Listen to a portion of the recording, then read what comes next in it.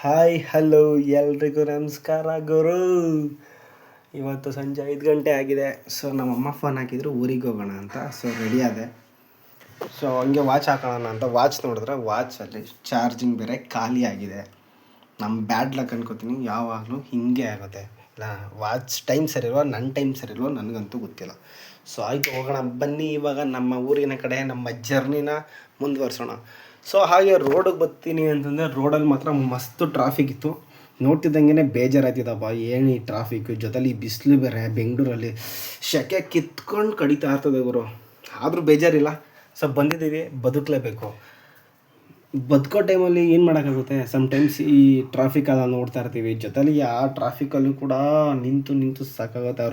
ರೋಡ್ನ ಕೂಡ ಕ್ರಾಸ್ ಮಾಡೋಕ್ಕಾಗಲ್ಲ, ಅಷ್ಟು ಜಾಸ್ತಿ ವೆಹಿಕಲ್ಸ್ ಹೋಗ್ತಾ ಇರುತ್ತೆ. ಸೊ ಹಾಗಾಗಿ ಬಂದು ನನ್ನ ಬಸ್ ಸ್ಟಾಪಲ್ಲಿ ನಿಂತ್ಕೊಂಡೆ. ಸೊ ಬಸ್ಗೆ ಹೋಗಿ ವೆಯ್ಟ್ ಮಾಡಬೇಕಾದ್ರೆ ಸೊ ನಾನು ಹೋಗೋಂಥ ಬಸ್ ಬೇಗ ಬರೋದೇ ಇಲ್ಲ ಗುರು. ಸಮ್ ಏರಿಯಾಗಳಲ್ಲಿ ಬರೋದೇ ಇಲ್ಲ.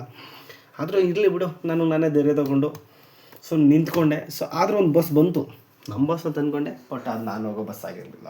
ಆದರೂ ಜನಸಂಖ್ಯೆ ಮಾತ್ರ ಕೇಳೋಂಗಿಲ್ಲ, ಕುರಿ ಮಂದೆ ಥರ ಓಡೋಗತ್ಕೋತಾರಪ್ಪ. ಸೊ ಹಿಂದೆ ನೋಡ್ತಿದ್ದಂಗೆ ನಾನು ಹೋಗುವಂಥ ಬಸ್ ಬಂತು. ಸ್ವಲ್ಪ ಖುಷಿ ಆಯಿತು, ಮಂದಹಾಸ, ಉಲ್ಲಾಸ. ಸೊ ಹಾಗೆ ಕೂಡ ನಾನು ಹೋದೆ. ಸೊ ರಶ್ ಇತ್ತು, ಇಟ್ಸ್ ಓಕೆ ಅಂತ ಹತ್ಕೊಂಡೆ. ಸೊ ಆಗೋಗಿ ಜಾಗ ಮಾಡ್ಕೊಂಡು ಹೋಗಿ ಒಂದು ಸೀಟ್ ಇಟ್ಕೊಂಡು ಕೂತ್ಕೊಂಡೆ. ಸೊ ಒಂದು ಅರ್ಧ ಗಂಟೆ 1 ಅವರ್ ನಿದ್ದೆ ಮಾಡಿದೆ. ಅಷ್ಟರಲ್ಲಿ ಮೆಜೆಸ್ಟಿಕ್ ಕೂಡ ಬಂದೇ ಬಿಡ್ತು. ಸೊ ನಾನು ಮತ್ತೆ ಎದ್ದೆ, ಮತ್ತೆ ನಾನು ಫೋನ್ ತೊಗೊಂಡೆ, ನಾನು ನೋಡಿಕೊಂಡೆ, ಮುಖ ನೋಡಿಕೊಂಡೆ. ಸೊ ಹಾಗೆ ಮತ್ತೆ ಕ್ಯೂ. ಈ ಬೆಂಗಳೂರಲ್ಲಿ ಕ್ಯೂ ಅನ್ನೋದು ಕಾಮನ್ ಆಗಿಬಿಟ್ಟಿದೆ ಎಲ್ಲರ ಲೈಫಲ್ಲೂ. ಮತ್ತೆ ಅಲ್ಲಿಂದ ಹತ್ತಕ್ಕೆ ಮತ್ತೆ ನುಗ್ಗಲ್ಲಿ ನಿಂತಿದ್ದಾರೆ. ಸೊ ಅಲ್ಲಿಂದ ಮತ್ತೆ ನಮ್ಮ ಬಸ್ಗೆ ಟಾಟಾ ಬೈ ಬೈ ಹೇಳಿಬಿಟ್ಟು ಸೊ ಹಾಗೆ ನೋಡಿದಿರೋಂಥ ಪ್ಲೇಸ್ಗಳನ್ನ ಏನು ಪ್ಲೇಸ್ ಇದೆ, ಏನು ಪ್ಲೇಸಸ್ ಇಲ್ಲ. ಬಸ್ ಇದೆ, ಅದು ಬಿಟ್ಟರೆ ಮೆಜೆಸ್ಟಿಕ್ ಇದೆ. ಸೊ ಅಲ್ಲಿಂದ ಹೊರಟಿದ್ದೆ ನಾನು ಕ್ರಾಂತಿವೀರ ಸಂಗೊಳ್ಳಿ ರಾಯಣ್ಣ ರೈಲ್ವೆ ಸ್ಟೇಷನ್ಗೆ. ಇನ್ನು ಟಿಕೆಟ್ ತಗೊಳ್ಳೋಣವಾ? ಸೊ ಅಲ್ಲೂ ರಶ್ಶು, ಅಲ್ಲೂ ಕ್ಯೂ ನಿಲ್ಲಬೇಕು. ಇರಲಿ, ಬೆಂಗಳೂರು ಲೈಫ್ ಬೇಜಾರಾದರೂ ಕೂಡ ಅಡ್ಜಸ್ಟ್ ಮಾಡ್ಕೊಳ್ಳೇಬೇಕು. ಯಾಕೆಂದರೆ ನಮ್ಮ ಊರು ಬಿಟ್ಟು ಬಂದಿದ್ದೀವಲ್ಲ ಗುರು. ಅಷ್ಟರಲ್ಲಿ ಟ್ರೈನ್ ಟಿಕೆಟ್ ತೊಗೊಂಡು ಒಳಗಡೆ ಪ್ಲ್ಯಾಟ್ಫಾರ್ಮ್ಗೆ ಹೋದೆ. ಸೊ ಅಷ್ಟರಲ್ಲಿ ಟ್ರೈನ್ ಬಂತು.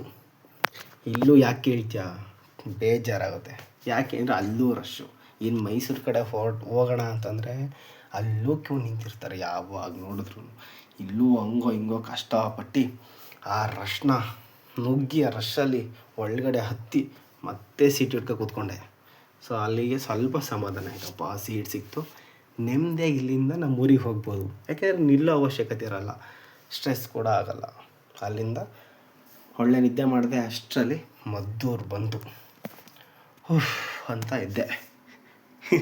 ನಿದ್ದೆ, ಸ್ಟ್ರೆಸ್ ಬೇರೆ ಆಗಿತ್ತು, ನೀರು ಬೇರೆ ದಾಹ ಆಗಿತ್ತು. ಕುಡಿಯೋಣ ಅಂತಂದರೆ ಅಲ್ಲಿ ರೈಲಲ್ಲಿ ತಗೊಳ್ಳೋದಕ್ಕೆ ಬೇಜಾರಾಗುತ್ತೆ. ಸೊ ನಮ್ಮ ಬ್ರದರ್ಗೋಸ್ಕರ ವೆಯ್ಟ್ ಮಾಡ್ತಾಯಿದ್ದೆ. ಸೊ ಅವರು ಕೂಡ ಅಷ್ಟರಲ್ಲಿ ಬಂದರು. ಸ್ವಲ್ಪ ಖುಷಿ ಆಯಿತು, ಬೇಗ ಬಂದ್ರಲ್ಲ, ಬೇಗ ಹೋಗೋಣ. ಟೈಮ್ ಆಲ್ರೆಡಿ 10 ಗಂಟೆ ಆಗಿಬಿಟ್ಟಿದೆ. ಮನೆ ಸೇರಬೇಕು, ಊಟ ಮಾಡಬೇಕು. ನಮ್ಮ ಅಮ್ಮನ ಕೈ ರುಚಿ ತಿಂದು ತುಂಬ ದಿನ ಆಗೋಯ್ತು. ಅಷ್ಟರಲ್ಲಿ ಅವರು ಪಾರ್ಕಿಂಗ್ ಮಾಡಿದರು ಬೈಕ್ನ. ಸೊ ಅಲ್ಲಿಂದ ಮತ್ತೆ ಇಬ್ಬರು ಹೋಗಿ ಅವ್ರನ್ನ ಬೈಕ್ ಎತ್ಕೊಂಡು, ಸೊ ಅವರೇ ನಾನೇ ರೈಡ್ ಮಾಡ್ತೀನಿ ಅಂತಂದರು. ಸೊ ಮತ್ತೆ ತುಂಬ ಹೊಟ್ಟೆ ಹಸ್ತಿತ್ತು, ಏನೂ ತಿಂದಿರಲಿಲ್ಲ. ಟ್ರೈನಲ್ಲಿ ಕೂಡ ಏನೋ ತಿನ್ನೋದಕ್ಕೂ ಆಗಿರಲಿಲ್ಲ. ಟ್ರೈನೆಲ್ಲ ತಿನ್ನೋದಕ್ಕೆ ಈ ರೀಲ್ಸ್ ಎಲ್ಲ ನೋಡಿರ್ತೀವಲ್ಲ, ಅದು ಹೆಂಗೆಂಗೋ ಮೀನೇನೋ ಮಿಕ್ಸ್ ಮಾಡಿರ್ತಾರೆ, ತಿನ್ನೋಕ್ಕೆ ಬೇಜಾರಾಗೋದಪ್ಪ. ಅದಕ್ಕೆ ನಾನೇನು ತಗೊಳ್ಳೋದಕ್ಕೆ ಹೋಗಿಲ್ಲ. ಸೊ ಅಲ್ಲೇ ರೈಲ್ವೆ ಸ್ಟೇಷನ್ ಹತ್ರ ರಸ್ತೆಗಳಲ್ಲಿ ಒಂದು ಬಜ್ಜಿ ಬೋಂಡ ತಿಂದ್ಕೊಂಡು, ಮದ್ದೂರು ವಡೆ ತಿಂದ್ಕೊಂಡು, ಸ್ವಲ್ಪ ನೀರು ಕುಟ್ಕೊಂಡು, ಸ್ವಲ್ಪ ಒಂದು 15 ಇಲ್ಲ ಒಂದು 30% ಹೊಟ್ಟೆ ತುಂಬ್ಕೊಂತು. ಸೊ ಅಲ್ಲಿಂದ ಮದ್ದೂರಿಗೆ ಬಾಯ್ ಹೇಳ್ತಾ ಸೊ ಅಷ್ಟರಲ್ಲಿ KM ದೊಡ್ಡಿ ಕೂಡ ಬಂತು. ನೀನು KM ದೊಡ್ಡಿದಂತೂ ಜನ ಕಾಣ್ತಾನೆ ಇಲ್ಲ. ಏನಕ್ಕೆ ಅಂತಂದರೆ ಟೈಮ್ ಆಗೋಗಿದೆ, ಯಾರು ಇರ್ತಾರೆ, ಎಲ್ಲ ಹೋಗಿ ಆರಾಮಾಗಿ ತಿಂದ್ಬಿಟ್ಟು ಮಲಗಿರ್ತಾರೆ. ಸೊ ಅಲ್ಲಿಂದ ನಮ್ಮ ಹಲ್ಗೂರು ರೋಡಿಂದ ಸೀದಾ ಬಂದಿದ್ದೆ ನಮ್ಮ ಊರಿನ ಕಡೆ. ನಮ್ಮ ಊರು ಬಂದ್ಬಿಟ್ಟು ಮಡೇನಹಳ್ಳಿ. ತುಂಬ ಚಿಕ್ಕ ವಿಲೇಜು, ಇಟ್ಸ್ ಓಕೆ.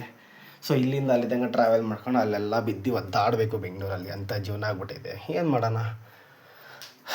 ಅಷ್ಟರಲ್ಲಿ ನಮ್ಮ ಮನೆ ಹತ್ರ ಬಂದೆ. ನಮ್ಮ ನಾಯಿ ನಮಗೋಸ್ಕರ ವೆಯ್ಟ್ ಮಾಡ್ತಾಯಿತ್ತು. ಏನು ಮಾಡಲ್ಲಪ್ಪ, ಸುಮ್ಮನೆ ಆರಾಮಾಗಿ ಹಸ್ಬಳಗೈತೆ. ಸೊ ನಮ್ಮಮ್ಮ ಆಲ್ರೆಡಿ ಮಲ್ಕೊಂಬಿಟ್ಟಿದ್ರು. ಸೊ ಬಂದೆ, ಫುಲ್ ಖುಷಿ ಆಯಿತು ನಮ್ಮ ಅಮ್ಮನ ನೋಡಿ. ಇನ್ನು ನಮ್ಮನೆಗೆ ಬಂದಷ್ಟು ಶಾಂತಿ ಎಲ್ಲೂ ಸಿಗೋಲ್ಲ. ಆ PGಲಂತೂ ಶಾಂತಿನೇ ಸಿಗೋಲ್ಲ. ಶಾಂತಿ ಅಂದರೆ ಮನಸ್ಸಿಗೆ ನೆಮ್ಮದಿಯಪ್ಪ. ಸೊ ಅಷ್ಟರಲ್ಲಿ ನಮ್ಮಮ್ಮ ಬೇಗ ಫ್ರೆಶ್ ಅಪ್ ಆಗು, ಊಟ ಗಿಟ್ಟ ಹಾಕ್ಕೊಡ್ತೀನಿ ಅಂದರು. ಸೊ ಎಲ್ರಿಗೂ ಬಾಯ್, ವೆರಿ ಗುಡ್ ನೈಟ್. ನನ್ನ ವ್ಲಾಗ್ನ ನೋಡ್ತಾರವ್ರಿಗೆ ಮತ್ತೆ ಸಿಗೋಣ. ಬಾಯ್.